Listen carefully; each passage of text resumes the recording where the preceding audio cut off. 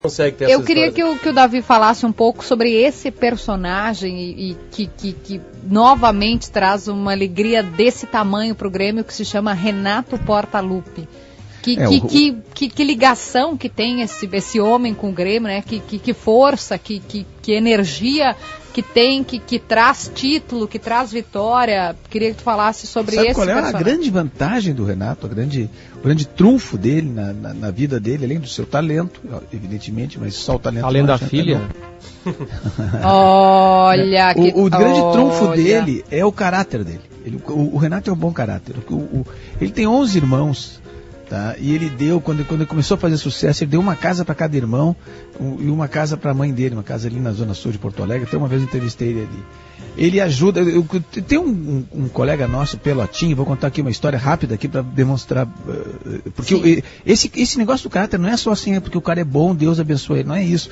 As outras pessoas percebem o cara que é bom caráter e, naturalmente, as outras pessoas que têm bom caráter se aproximam dele e ajudam ele.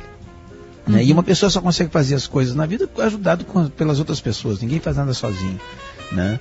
E o Renato é um cara assim. O Pelotinha, que é um colega nosso de rádio muito antigo, muito querido, então o Pelotinha uma época passou,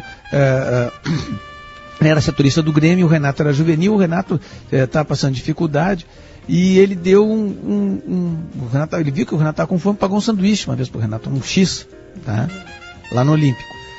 Passa um tempo, tá, o Renato já é o ídolo, aquela coisa e tal, e aí o Pelotinho estava passando dificuldade. E o Pelotinho uma vez está contando, despejado da minha casa, tô mal, tô desempregado, tô aquilo.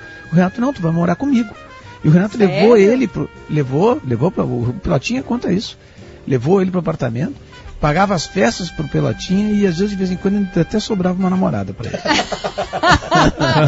Um homem generoso. Ô, Kelly, Davi, deixa eu contar uma rapidinha do Renato. Tem um amigo meu que trabalha no Grêmio, tá? E o Renato rescindiu o contrato no Grêmio, a segunda passagem dele aqui, que foi na época do 91, Paulo Doni, talvez. Não, essa última aí, a penúltima, aliás. Como treinador.